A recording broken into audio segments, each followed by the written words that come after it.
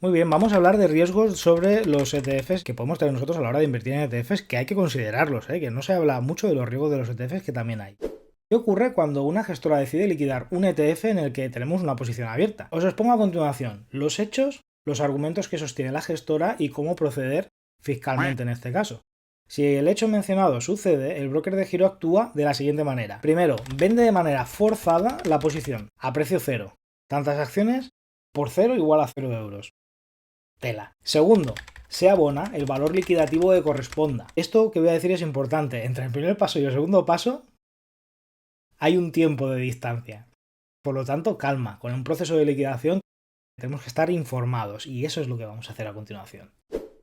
Para saber qué ha pasado aquí nos vamos a la web de la gestora del ETF que ha sido liquidado. El ETF en cuestión es el RIC, cuya temática principal son las plantas medicinales. Lo primero que vemos es un mensaje que dice: por favor, tenga en cuenta que este fondo fue cerrado el 20 del 12 del 23. Para más detalles diríjase a la nota a los accionistas. Vamos a ver qué dice. He seleccionado esto de aquí. Nos ponemos en contacto con usted en su condición de inversión del fondo. El propósito de la presente carta es informar a los inversores de que los consejeros han tomado la decisión de recomprar obligatoriamente las acciones del fondo el 20 de diciembre del 23. De conformidad con las condiciones del folleto, los consejeros están facultados para exigir en cualquier momento, tras el primer aniversario de la primera emisión de las acciones, el reembolso de todas las acciones de un fondo determinado si el valor liquidativo de dicho fondo es inferior a 50 millones de dólares durante un periodo de 30 días consecutivos. Este es el disparador que ha habido. Habida cuenta de que el ICAP realizó la primera emisión de acciones en febrero del 2020 y que el valor liquidativo del fondo ha permanecido por debajo de 50 millones de dólares durante un periodo de 30 días consecutivos, los consejeros han decidido reembolsar la totalidad de las acciones y cerrar el fondo. Por ende, con arreglo a lo dispuesto en el folleto, los consejeros notifican a los inversores del fondo su intención de tomar las siguientes medidas. Primera, cancelar la cotización o cotizaciones del fondo en todas las bolsas de valores pertinentes y el derecho del fondo a negociarse en todas las bolsas de valores pertinentes inmediatamente después del último día de operaciones de bolsa. Y segundo, proceder al reembolso obligatorio de todas las acciones en la fecha de reembolso obligatorio. En resumen, la gestora se acoge a una cláusula para liquidar el ETF. Esta cláusula está asociada al valor liquidativo del producto, tal y como hemos leído. Ya sabemos qué ha ocurrido y parece que tenemos toda la información que necesitamos. De hecho, acabamos de descubrir un riesgo real de los ETF cuya cotización se reduce drásticamente y se queda así durante un periodo prolongado de tiempo.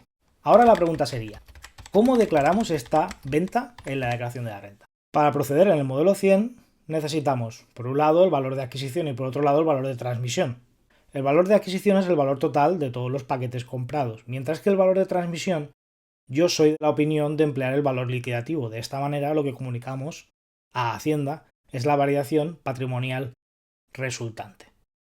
¿Qué ocurre si un ETF deja de cotizar en el mercado donde lo tengo comprado? De la misma manera lo vamos a ver en 3 pasos: los hechos, comprobación y cómo proceder. Pongamos que tengo abierta posición en cierto ETF, que veremos ahora, en el mercado alemán Xetra, y este deja de cotizar allí. De entrada, lo que ocurre en el broker es que ese ETF dejará de actualizar la cotización. Es como si se quedara congelado, así hablando rápido. De nuevo, debemos ir a la web de la gestora para hacer las indagaciones pertinentes.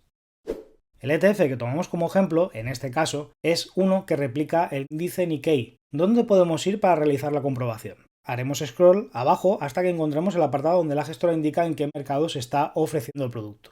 Rentabilidad, históricos, características de la cotización, información comercial en Euronext París y en el SIX Swiss Exchange.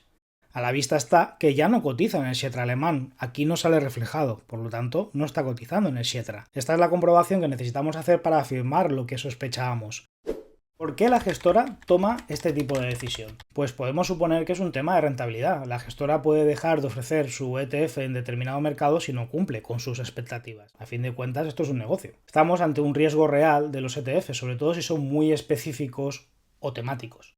Para estos casos, una medida que podemos adoptar es elegir el mercado con más liquidez de entre los que ofrece la gestora. Por ejemplo, ¿qué podemos hacer entonces? En este caso no podemos operar con el ETF porque nos hemos quedado solos en el mercado. Literalmente no hay más compradores ni más vendedores. Está el gato y el que barre. No podemos operar. Técnicamente podríamos conservar esa posición de manera indefinida hasta que la gestora volviera a habilitar el ETF para ese mercado. No obstante, entiendo que no es la opción más deseada. ¿Qué podríamos hacer?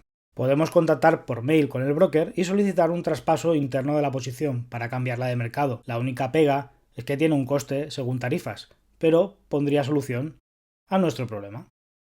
Gracias por ver este vídeo. Considera suscribirte al canal si encuentras el contenido de tu interés. Si te ha quedado cualquier duda, déjala en los comentarios. Ya sabes, así aprendemos todos. Recibe un colectivo saludo.